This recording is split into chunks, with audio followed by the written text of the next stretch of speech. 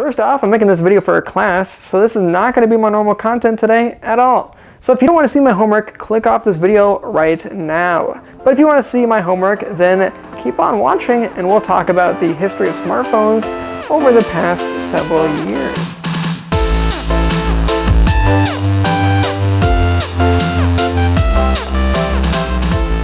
So while Apple's iPod in 2001, quite a while ago, did change portable devices quite a bit, Apple's iPhone and iPod Touch, which came out in 2007, did change the smartphone arena quite a bit more and brings us much more into the modern times of smartphone devices. Prior to 2007, there were like smartphones, but it was like Blackberries and stuff like that with physical keyboards and very distinguishable from current devices that we all have in our pockets today, which are mainly touchscreen and are very much thinner and stuff like that.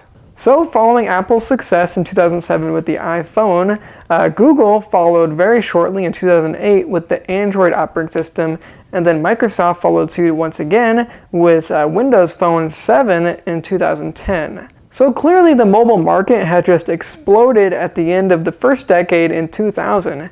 But has it continued to develop in the same way? Let's talk about that in this video.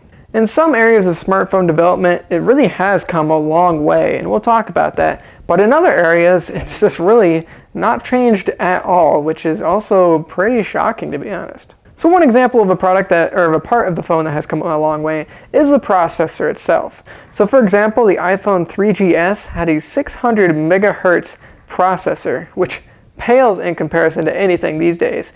And it also pales greatly in comparison with the iPhone 6 processor, which is a dual-core 1.8 gigahertz processor. So quite a bit faster, it's incredible. The 3GS also had 256 megabytes of DDR RAM. So not DDR4 or anything like that, DDR3, DDR RAM, while the iPhone 6S has 2 gigabytes of DDR4 RAM. So quite a big jump there as well. The 3GS had a 480 by 320 pixel screen. Yeah, really, it was really that low. And the 6S has a 1080p screen, so quite a big jump up there once again. So that list of improvements can really just go on forever. I mean, you can talk about like screen size itself and stuff like that, I mean, which are obviously just getting out of hand in a lot of cases with phablets and everything. But it's really not limited to Apple products at all. And it's actually much more significant in Android products in many cases. So for example, the Sony Xperia Z5 has a 4K resolution screen, and many other current smartphones have 8-core processors. So I mean, that right there, I mean, can get actually pretty close to some pretty modern gaming desktops. So just holding that in your hand, that's definitely a big feat to have in just less than a decade. Pretty wild, isn't it? But you know, this said, many areas of the smartphone market have really just failed to adapt at all. Let's go ahead and just take a look at the current iPhone 6S compared to the iPhone regular, I guess, model that came out in 2007. The newer iPhone has, it's much thinner, it's bigger, and as we just mentioned, it's quite a bit faster as well. But you know, does it physically look that different from the regular iPhone? Not really. It still has the same overall idea. It's just gotten bigger and new features have added and stuff like that. Android has been changing faster once again. Like Samsung recently came out the curved edges on their Samsung Galaxy S6 and S6 Edge. Well, I guess the Edge version obviously has the edge to it. So those are very notable examples of something physical that has changed recently. But generally speaking, smartphones look very similar today as they did in 2007, whenever you don't compare anything on the inside of the phones. So should we continue to innovate the technology inside of our phones? Definitely, that's really important. And there's some very notable examples of innovations that have just started even popping up very recently with technology that you can't really see, but you actually use. Like voice searching, for example, Siri on iOS, OK Google on Android, and Cortana on Windows are all really great examples of how we can use our devices in brand new ways without actually really changing the way the devices look or feel or anything, because it's all just verbal. So yeah. But that said, I think we should still work on a few more areas of our phones other than just hardware and software.